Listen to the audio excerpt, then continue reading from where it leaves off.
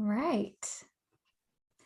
I'm going to wait just another 30 seconds or so people can get signed on, and then we'll get started.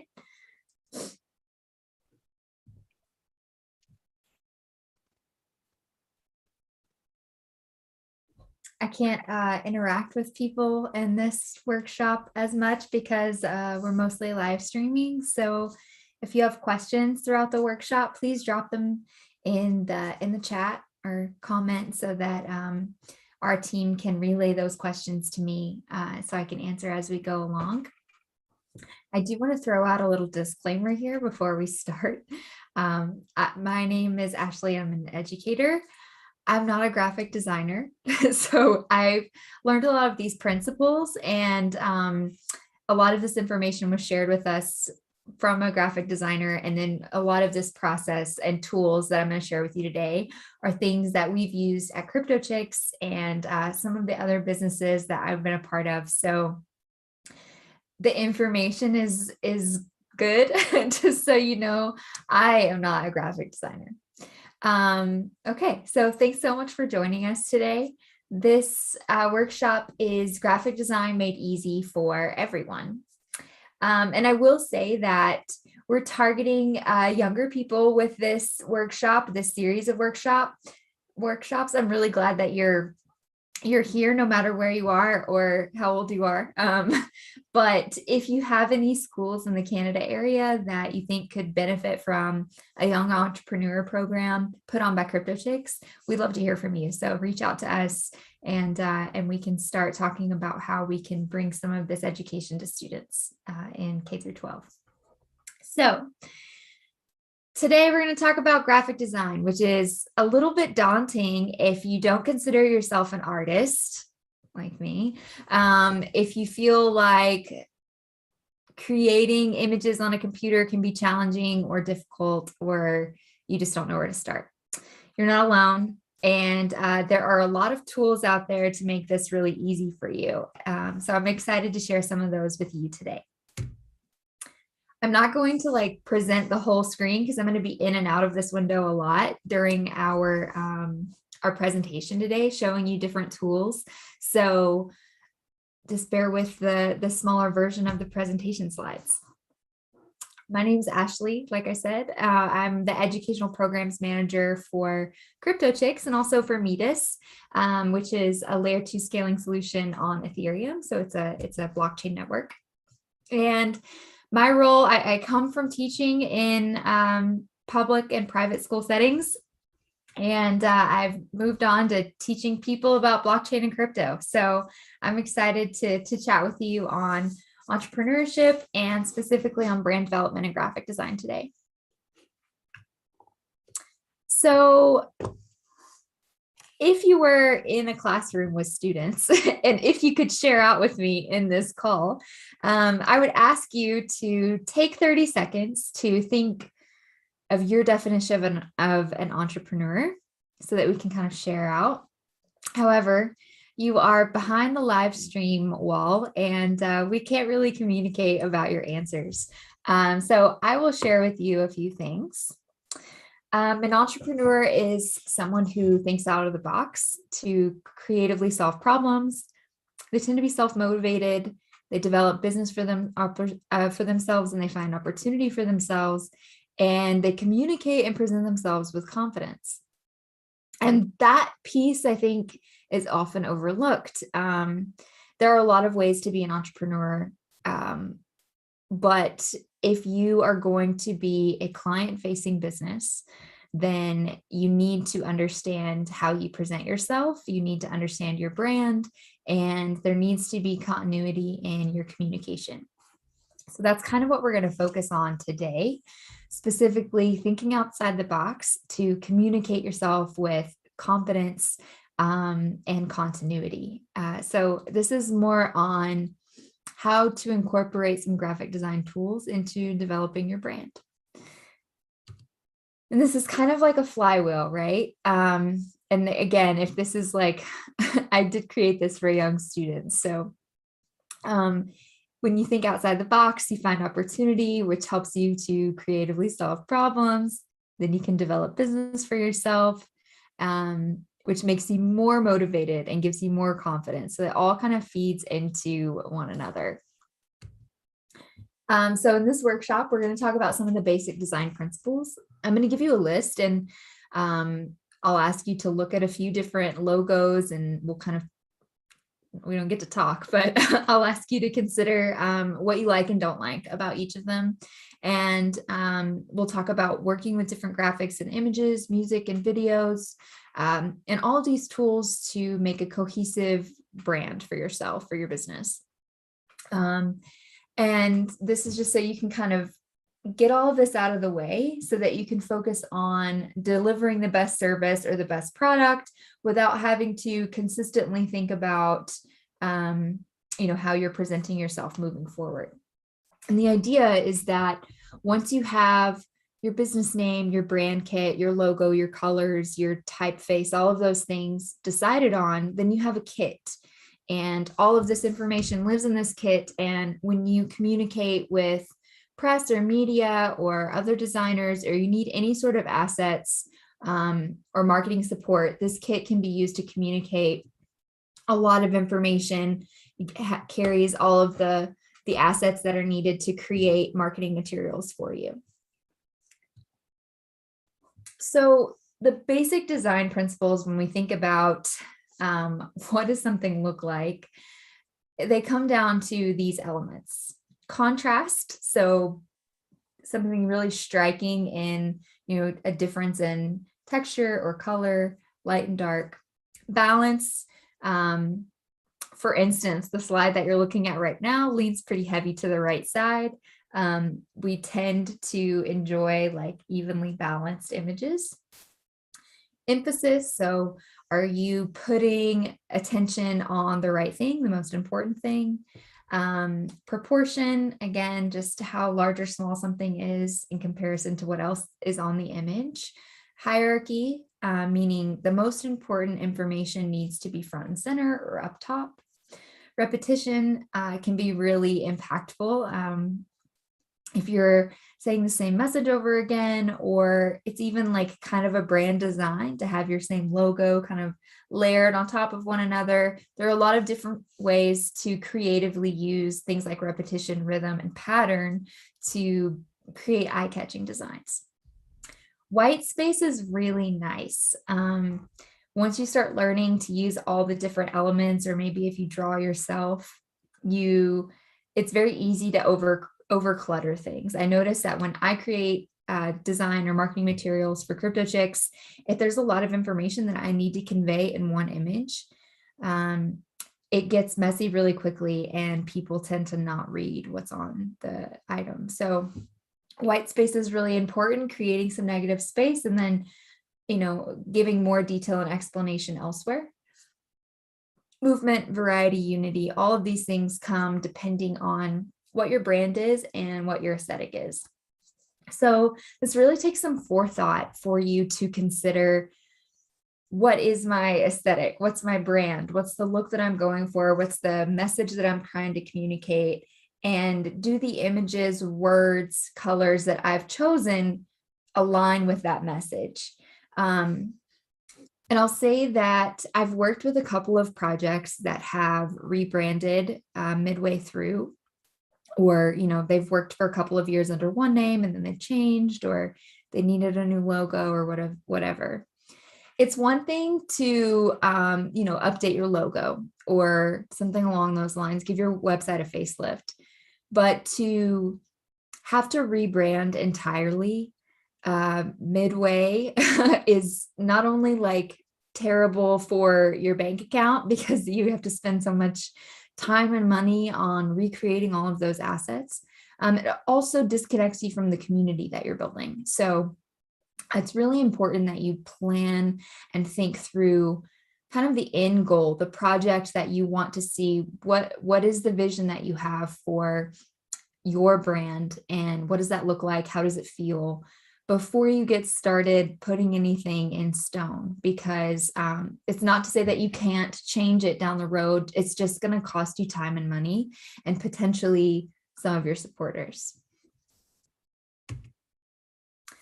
So these are just a few examples of logos that you may or may not have seen. And the top row have some great clean designs. These are brands that you are very familiar with: Nike, Ford, and Apple. And then below, you've got a few others that maybe you're not so familiar with that are bad and cluttered. The last one, like, it doesn't even really look like a brand. It's just kind of a weird picture with a bunch of stuff going on in it. So notice, take a moment to just kind of like look through the design principles and notice in those different logos what things are done well and what things are not. So I can see, for example, the Nike logo incorporates movement, and that's very appropriate because they're an athletic brand. The Ford logo is very balanced. It's also metallic. The colors that they've chosen show, kind of give this like shiny new feeling, but also like strength, because there's that like metal, and that's kind of what you're looking for in a truck. You want something sturdy. Apple is just tried and true. It's interesting. I would have loved to be in the room when they were trying to think of the when they decided that they were going to call their company Apple. I would imagine it has something to do with mass adoption and wanting their product to be in every home, just like an Apple. Like, and it would be so easy that everybody would be familiar with it, because Apple is known for their incredible user interfaces. So I think taking a minute to kind of really focus on not just like what you want people to see when they look at your brand, but what's the mission and the purpose of your product or service? And is there a way that you can kind of intimate that message in your logo design? Here's an example of a brand that many of us know and love. When I taught high school, a lot of my high school kiddos loved coming in with Starbucks, especially if they were late to first period. So I love the evolution of their logo. So the first logo, you can kind of tell that there's a mermaid in the middle, but there's a lot going on there. The brown color is not super eye-catching. There's not a lot of distinction between text and graphic, or like the image itself, the artwork. And, you know, there's just kind of a lot going on. There's more words than necessary. And as it evolves, it gets more sharp, more clear. It's more succinct. They're less worried about the tea and the spices and more focused on the coffee. The last is just an image that is attached to the brand. So you see that green mermaid, you know, it's about coffee. And, you know, that's kind of like the goal, right? So they started off with kind of a lot going on, maybe not enough contrast. Definitely, I mean, it's pretty balanced, but there's no real emphasis or hierarchy. There's not enough white space, and it gets better and better as it goes along. So this is an example of why this like consistency in branding is important, because depending on what you're using, having a logo that would transfer well to multiple spaces. So whether you're going to have it printed on a big banner, or if you're going to have it on a digital space only, or if it's eventually going to be on t-shirts, or if you're going to have it on coffee mugs, you need to consider where the logo is going to be, the placement of it, before you get into the design and finalize it. I worked with a professional once who she needed a rebrand. And so we worked on a logo for her, and we went through several different models before we finally decided on these 3 triangles with text over the top. And it looked really nice on a digital format. But when it came to like clothing or putting a new sign over her business front, she had a brick and mortar space. It was a lot more difficult to convey the different shading in the shapes. It didn't really translate well to clothing or merchandise. It really only looked good in a digital space. And it's not something that we really considered when we started the project. So it took us some time and money to go back and kind of rework things so that it would be useful in all mediums. You can kind of make adjustments. You can modify, like, instead of having an entire logo on every single space, you can have the whole logo on certain things and then just like an icon image on others. but consider where you need it to be before you start to determine which of the design principles are most important for you. I really love this example of continuity in the Google Suite. So each icon is pretty simple. Some of them are really easy to tell what they are, right? Like, I know that this is mail, and that's obviously a calendar. The maps I use a lot, and so do I use the whole suite pretty frequently, but not every one of these, like the Drive and the Docs and I think this is Photos, these things aren't necessarily explanatory of what they do, but they use the same colors and same basic shapes, very simple, very clean across the board, and they're easily recognizable. So as you're kind of thinking about what this looks like for you, I suggest a brainstorm, and you can do any kind of style that you like. I really love a brand idea, like a mind map. If you've ever done a mind map, it's like where you draw something in the middle and then little arrows come out from the sides of it.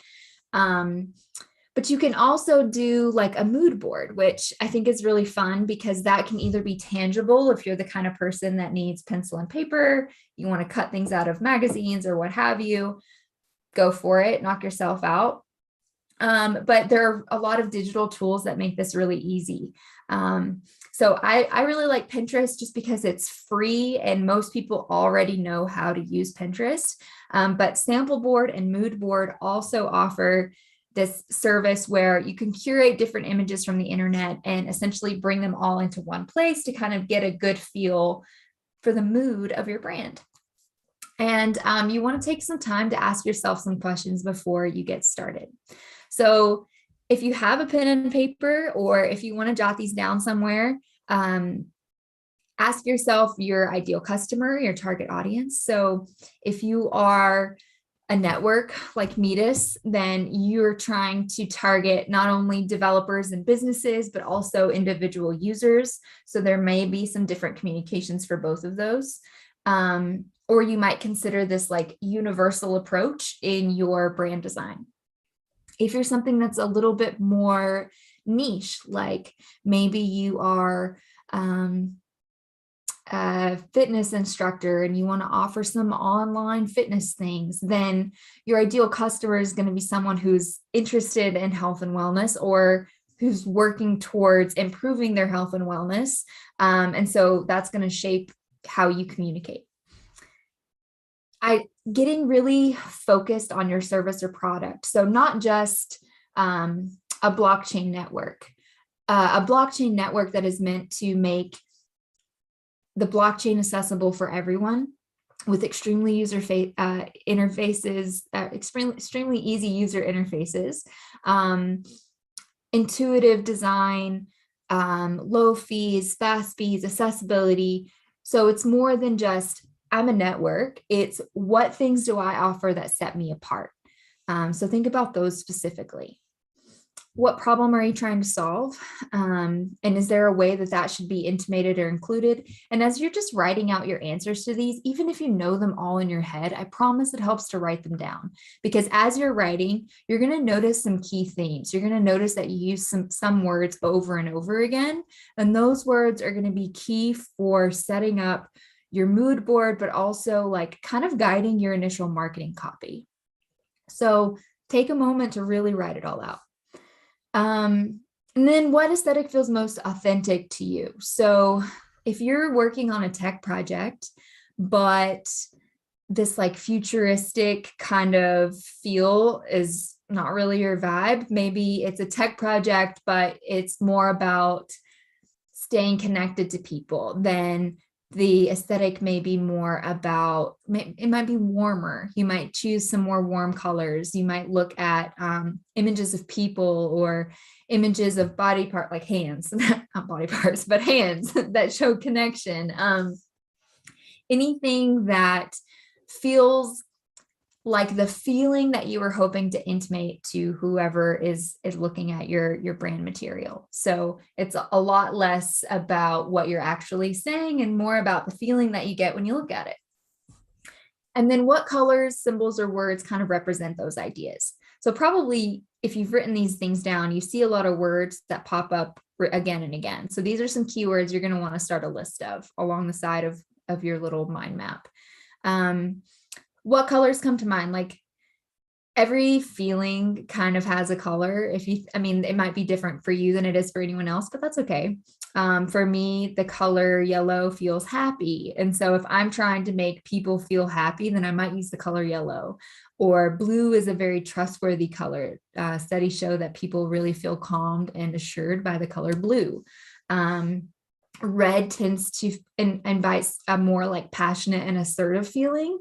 So if you're a therapist, red may not be the color to use in your logo. So just kind of thinking about the different associations with each of those. And again, you're not going to please everybody, but go with your gut, see what feels right to you.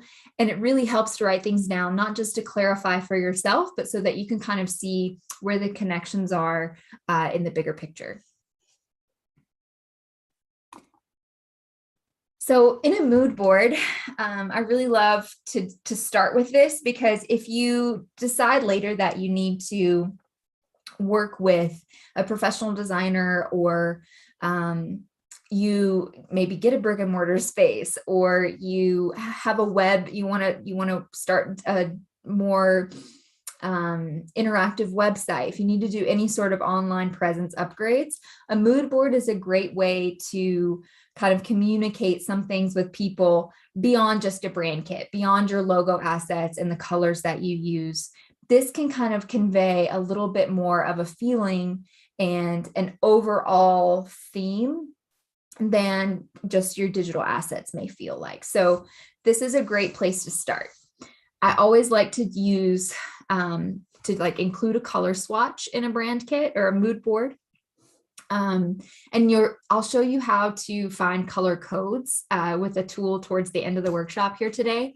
But even in Canva, I think if you click on a color, you can see like that it has, oh, I clicked it and changed it, that they all have a code with them. So like black is just all zeros, and green, let's see, okay, 009 C5A. So this is going to help me find the exact shade of the color that I'm looking for, and they're more uniform. So that's going to be great if you're really trying to make some continuity across multiple places.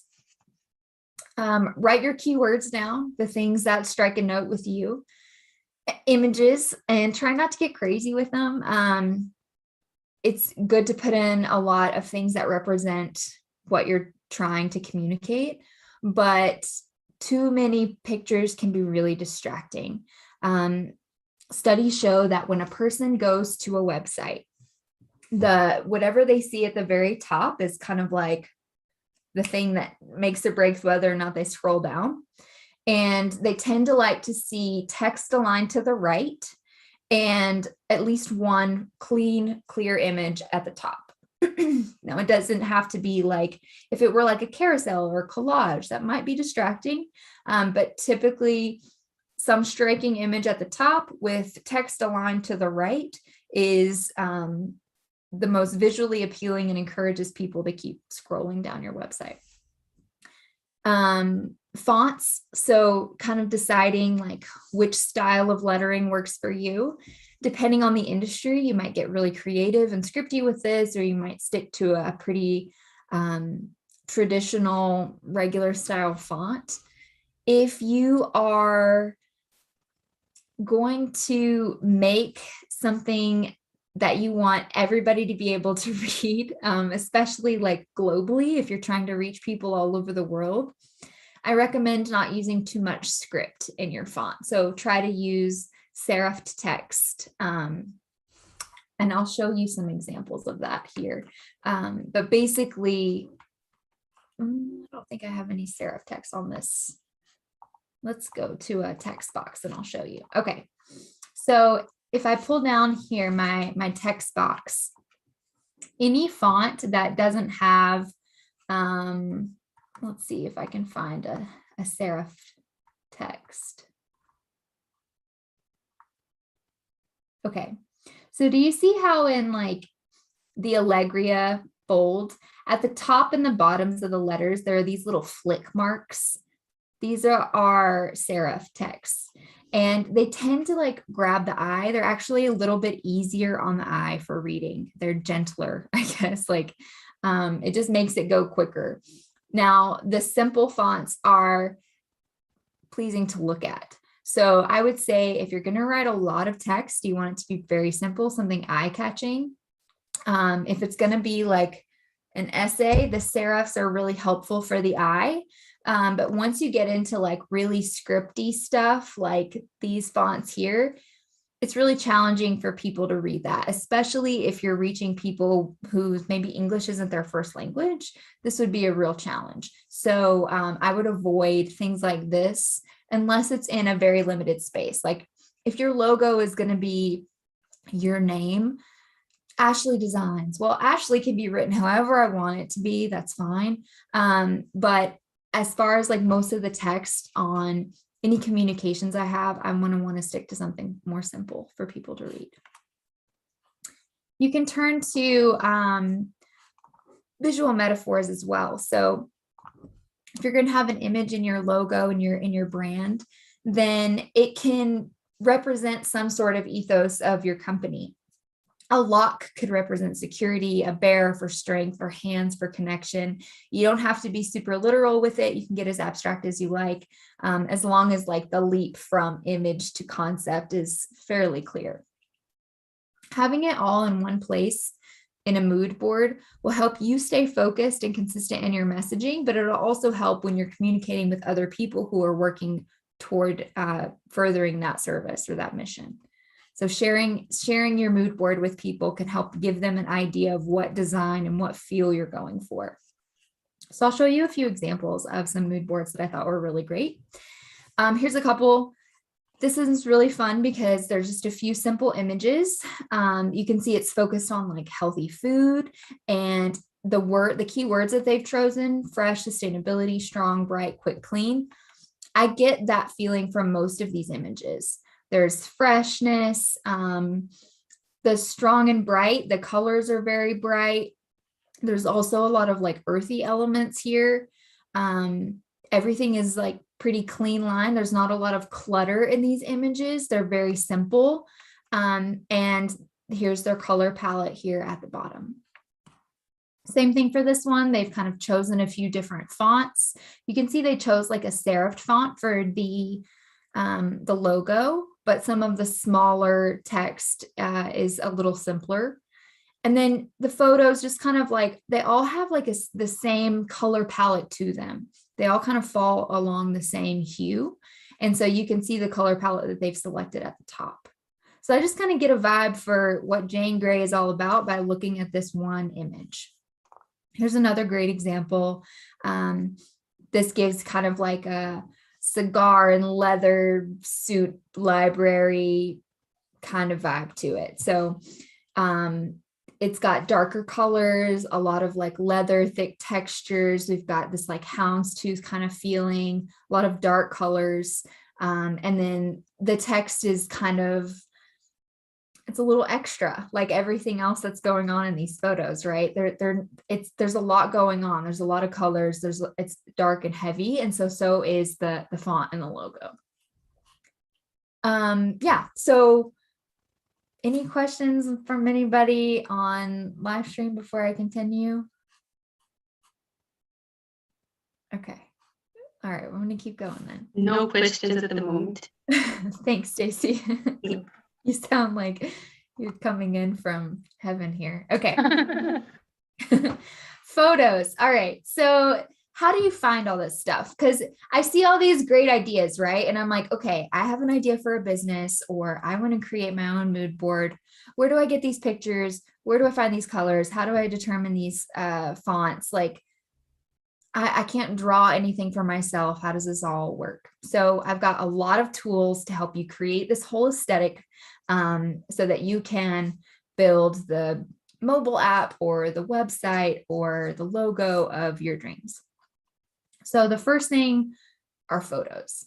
And when you're putting together a website, which is something that you can do with Stacy in a workshop coming soon, you are going to need some really crisp, clean images. Like I said before, when you first go to a website, one of the things that determines whether or not people continue to scroll down is whether or not there's a clear image at the top. And where do you get those if you're not a photographer? So there are some online services that offer free stock images. Try to look at other sites that are similar to what you do. So if you are a personal trainer and you're creating a website for personal trainers, then you're going to want to go to a few other personal training websites. And I guarantee that some of those personal trainers have also chosen stock photos for their website. So if everybody has the same girl running down a track on their website, you might want to choose a different photo. Or if you see the same like victory lap at the end, choose something else. So take a look at some of the similar websites in your niche, things that are offered by people who are doing something similar, and try to avoid repetition there. But I'll show you a couple of these tools. So Unsplash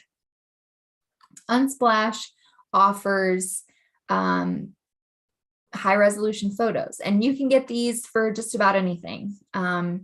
They will all tell you kind of like where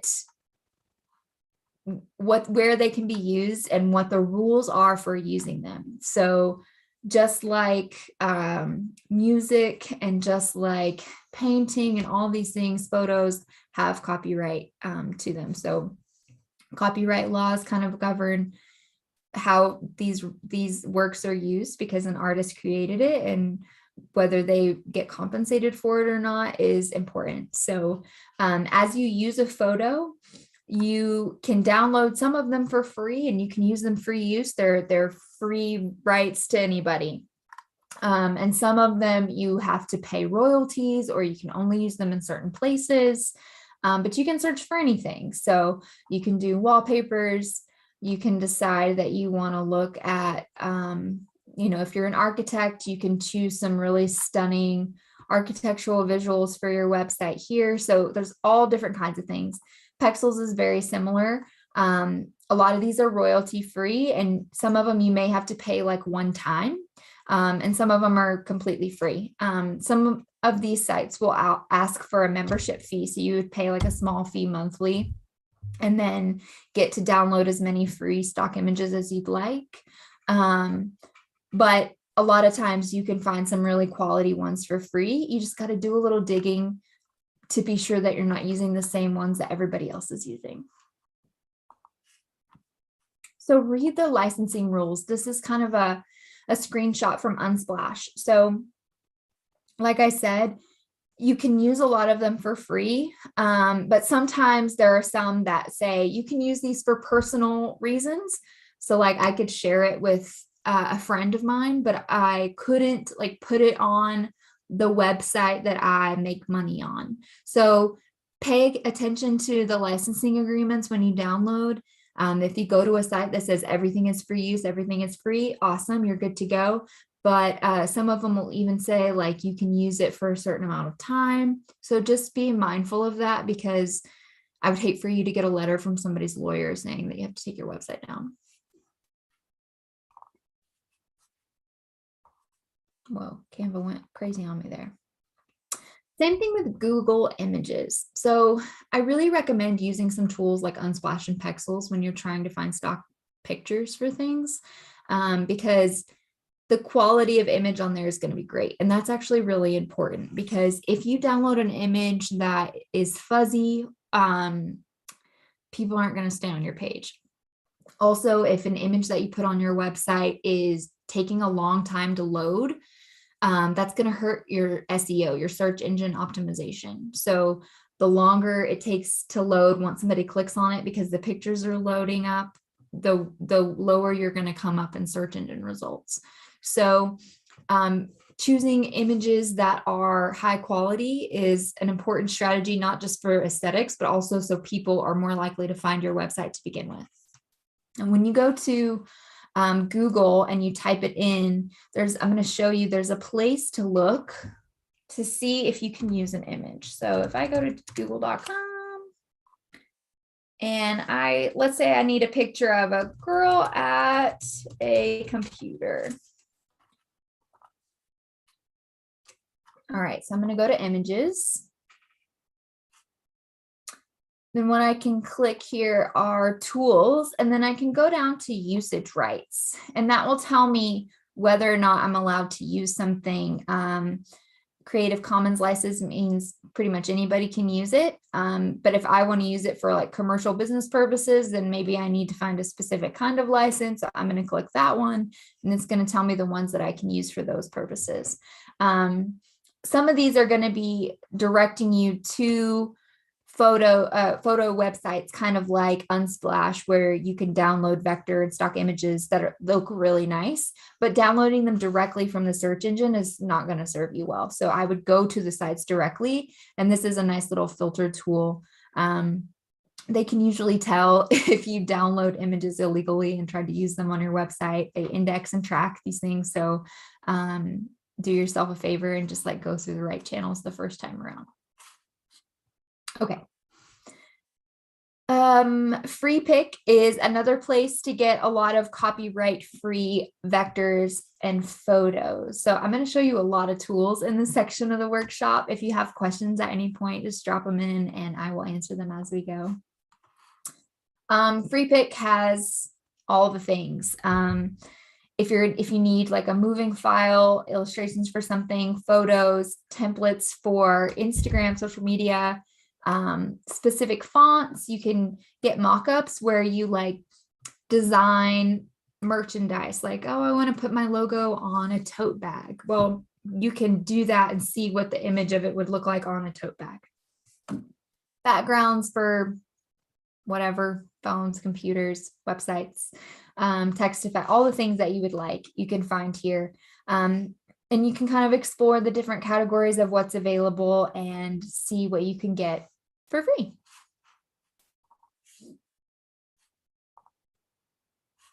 Stories. This is a really good one. So Stories by Freepik is really great if you need to if you need to tell a story on your website, or if you need to give a presentation. So a lot of what we do at Metis involves explaining things to people, because not only is blockchain and crypto kind of like a heady space, we're additionally a layer 2 network. So you need to not only like have heard of crypto and blockchain, but you kind of have to know a little bit about how it works to understand what a layer 2 is. And so a lot of my job is to create explainer content. And as far as learning goes, people have different learning styles, right? Like you may have noticed within yourself that you retain information a lot better when people just tell it to you. I have to hear it and then write it down. And other people need to visually see it. And typically everybody needs to hear something at least 6 or 7 times before they truly comprehend it. New information, that is. So having these images to help you tell a story if you offer something complex, or if you're trying to make it very clear how your business or your brand solves a very unique problem, this could create a visual representation of problem to solution, of here's your issue, here's how I can help. So this is a great place to go and find images of all kinds that you can use to kind of animate, make a little story of what you do. And there's a lot here that you can choose from. So you can kind of search like the character that you want to use and the different settings that they want to be in. So these are all free, which is really exciting.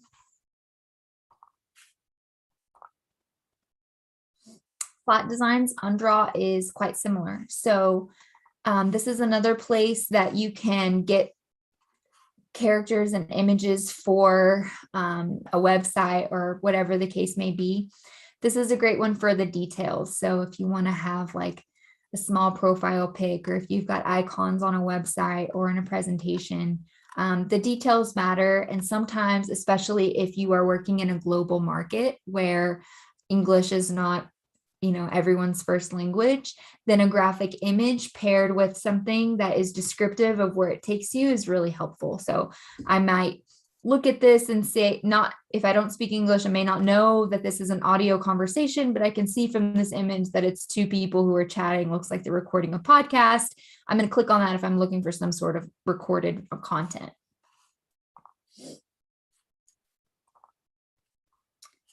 All right, Canva. This is the gold standard. So if you've never used Canva before, that is what this presentation has been made in. So let's get a little bit of a crash course in Canva. Okay, so I'm going to first take you to my home screen here. So Canva has a couple of options. You can do a free option, or you can get a paid subscription for like $13 a month. The free subscription makes some things really easy. So basically, you can create your own templates for any medium that you want. And it's important to look at the template that you're creating before you go to it, because the size of the images that you make is going to change. If you're going to post something on Facebook, if you want a new Facebook cover photo for your Facebook group for your business, the size and proportions of everything are going to be wildly different than if it's a YouTube thumbnail. So using the templates for sizing is extremely important. And if you just have the personal Canva plan, you can create in any size, but you can't resize without having to redo the entire design over. So let's just say I wanted to make an Instagram post. I'm going to click the square because Instagram has very specific square dimensions. And so I know it's going to fit into that space, and it's going to be the exact size for the tile that's going to go on people's screen as they are scrolling.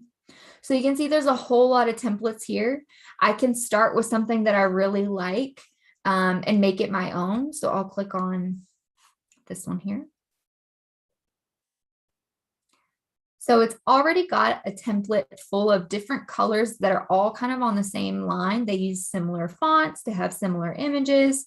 So I can use this for multiple things, or I can customize it and make it my own.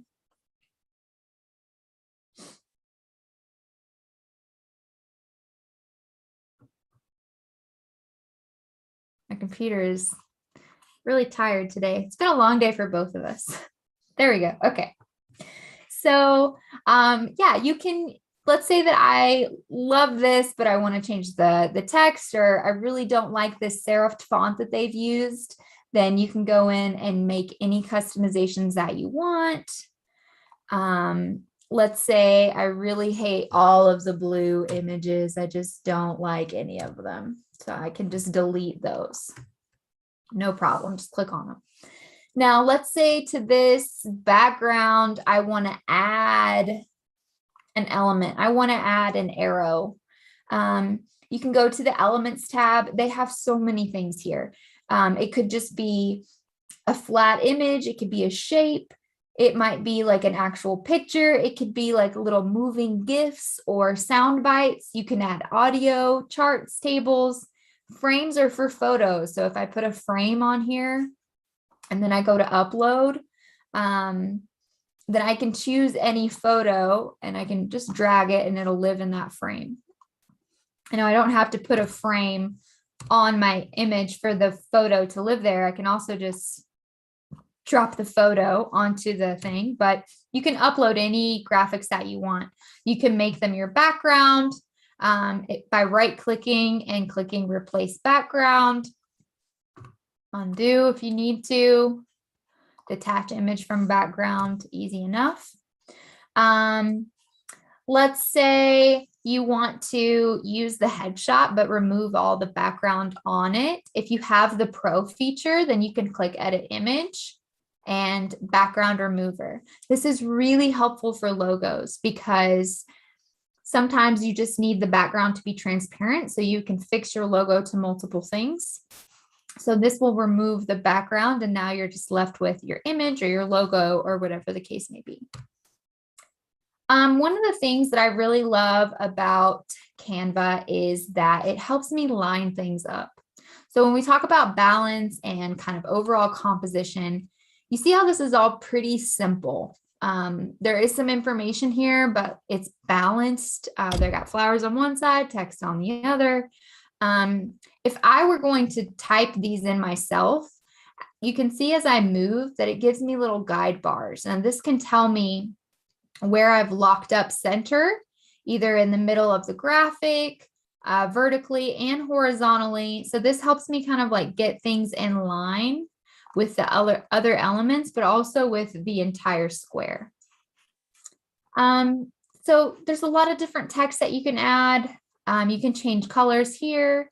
You can animate certain images, add your own photos, like I said. If you want to choose your own brand kit that is kind of from here, you can import your own fonts, your own color palette, and you can create a brand kit in Canva. And now every time you make graphics, you can use that brand kit so that your colors are always the same, your fonts are always the same. So that's really simple. And if you don't have one already, maybe you just choose one of these. Because it's a template that's in here, it's likely widely used. Maybe that's a problem for you, maybe it's not. But you can do this and just say, okay, I've created all of these graphics for my business, but now I need them all to be aligned with my brand colors and font and my whole brand kit. So I can just click apply to all pages. Now all that same information is there, but it aligns with the colors and the fonts that I've chosen previously. Again, you can add audio, you can add music to these. Some of them, if you have to have pro, sometimes you can just buy a track for $1 or whatever. If you don't want to have the pro membership, but occasionally you need something that's paid, you can pay in the app. But yeah, so there's a lot of things you can do in Canva. I love I didn't show you the resize feature, but essentially there was a button at the top left. You just click resize and you can make it be sized for Instagram stories or for a website or for printing or for postcards or any of the things that you see here that they create, infographics, videos, logo sizes, Twitters. You can do all of those things in the little resize thing. It makes it really easy. It also saves your designs like as you go. So even if you don't click save, like I didn't do anything in this that I want to keep, I didn't click save, but it's going to keep it there for me. So I can go back and edit it if I'd like. I can also duplicate this. I can download it in multiple file formats to share it with whoever I want. I can share it with a link, but right now, since I don't need it, I'm going to move it to the trash. So there are tons of tutorials on how to use Canva in depth. I just gave you kind of a crash course of a lot of the features, but it's a design newbie's best friend because it not only offers you templates that are already balanced and kind of follow a lot of the design principles, it gives you rulers to make sure that if you're doing something on your own, you're not going too crazy out of the box, but you also have so many options for customizing and adding your own little images here and there if you would like to. You can source pictures from Pexels or icons from Freepik, and download them and then upload them into Canva so that you can kind of resize them for whatever outlet you need them for. All right. That is Canva. Icons from Flat Icon. These are really great for little details. So if people are just clicking on little icons on your website, like you want them to be able to click on a calendar and go to like booking an appointment with you, then this is a great place on Flat Icon to go and get that. Optimizing. This is something that I mentioned before. So once you've like gathered all the images that you're going to use for your brand kit, if you want to put some things on your mood board, before you put anything on your website, it's really important that you optimize the images. And typically that requires compressing them. Because anytime you download these from these special services, the PNG and JPEG files tend to be pretty big. They take up a lot of space. So if you can compress them and make them a little smaller, then they'll show up sharper on your website, and also your website will load more quickly, which is really important for SEO. So make sure that before you put them up, you compress them so that they are easily uploaded and they look nice and crisp. Also, an SEO tip here: when you download and save images before you put them on your website, save the file name as something that people would search for online. So if my website is about, buying panda merchandise, then I might save this photo on my computer as cute panda notebooks. And then when I upload it, it's uploaded as cute panda notebooks. And so when people search cute panda notebooks, my website's more likely to come up in the rankings of their search results. So paying attention to your file names as you upload things is helpful in boosting that SEO. Videos and music. Sometimes you need a little bit more than flat image. We're running a little low on time, so I'm not going to go through each of these demos, but essentially Pexels and Pixabay, they offer short video clips that you can use. Do keep in mind how long it takes for them to upload, but if it's something you just want to incorporate into your brand kit or on your mood board because it gives you some sort of inspiration, I say go for it. I think short micro videos, like little tiny movement animations on a website, are eye-catching, but videos and noises that start instantly as you come to somebody's website, usually people want to click off of that. So just be really mindful about placement there. Audio stock, again, you can use this. I've used things like Audio Jungle and similar services. You can search like free, royalty-free music for a lot of things, not just like having on a website, but if you want to start a podcast and you need intro music, you can download clips that are royalty free so that you can use that music and record over them. Or maybe you pay for like a membership to be able to use all the music on a platform for however much you want. Or sometimes you may just pay for one-time use of a song, but there are a lot of options out there if you need music for a podcast or a presentation or whatever the case may be, video, and you don't have to be able to produce it yourself.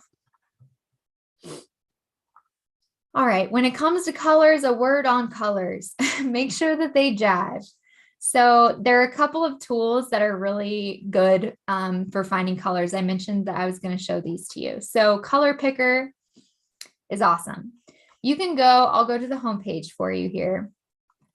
But essentially, you get all kinds of information about a single color on this website, coolors.co. So basically, they have it for all kinds of things. But let's say I'm going to go to the color picker. You can also convert images. You can make a gradient. You can create your own palette of colors that coordinate. But I like the color picker to start because now you pick a color.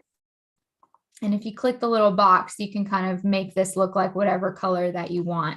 And it will give you the name of the color and the color code, which I told you is really important for cross media color. So if you want it to get the same shade every time, you need to use that color code. This will tell you different variations, different shades. If you go down further, it'll tell you colors that go well with this color, and then things that are pretty similar to it. So it's nice if you want to check contrast. That's one of the design elements. There's a lot of different options, and it will put it in a few different palettes for you. So this is a fun website if you're trying to figure out what color scheme you'd like. Poolers, which is the same kind of website, but starts with a P, shows you these color combinations don't work great. These are the ones that are least used by designers, and it changes every time you click on it. So there's like a few pages, and the color combos that you get will change each time. But these are color codes that just don't quite jive or don't receive a lot of positive traction. So just something to keep in mind as you're choosing. It's really interesting if you look into how people can be really excited or really turned off by the colors that they see. It's so subconscious, we don't even realize. Same thing with fonts. You can use regular fonts, especially like if you're on something like Canva, you can find a lot of different options that you don't have to pay for. But if you want something very unique, you usually have to pay for them. And those options are out there. You can design your own. Type.io is a place that you can go and search different kinds of fonts. But just be really mindful, all in all, about the cohesion of every element. Think about what it would look like on the website, on merchandise, on a printed brochure, on a big banner, on a screen, on your name badge, before you make any final choices. So starting with a mood board and kind of going through all of those different elements is a great place to start. Then when it comes down to it, if you still feel like I'm not the person to design my logo, the tools in Canva do not give me what I want, you can use services like Wix or Tailor Brands, and they'll offer you some like generated ones that are similar with what you're looking for. If you input some basic information about, what's your business name, what are your services involved, what colors do you like, that sort of thing. But you also can just hire someone for pretty cheap to do it if you are really struggling. Fiverr.com and Upwork.com are great places to find freelancers who do this kind of thing all the time with professional skills. And you can usually get a logo turned around to you, sometimes within a few hours, sometimes a day or two, for really cheap. We're talking anywhere from like 10 to 50 bucks, like you can spend as much as you want on anything, but you can get some things pretty cheap. So that's an option if you're just like, ugh. And if you're not sure, you want to try your hand at it, you can go to brandsoftheworld.com and you can practice. So they have different logos there that you can kind of play with and see if you can improve them. And if you find that a struggle and it's just all a headache to you, then do what I do, throw a little money at your problem, just $10 and someone will have it done for you in no time. Okay, I know that was a lot of information, but I think the steps in general, brand cohesion, have some big picture ideas, start with a mood board, get your colors, your keywords, your fonts, your textures, your images, come together to get a general feel and aesthetic that communicates who you are and what you're bringing to the table. And then work on creating some continuity in those elements with the different tools that I provided to you. And that's it. That's all, my friends. I would love if you have any questions, please feel free to share. Otherwise, next week, Stacy is going to show you how to create your website with no coding experience. So that's something that's coming up. And yeah, we're working on these. So I'm excited to continue these. If you have any schools in the Canada area in all of Canada that you think could benefit from a young entrepreneur program, then please reach out to us at stayintouch@cryptochicks.ca. And that's all. Thank you. Thank you. Actually, there is no questions. There's just greetings and no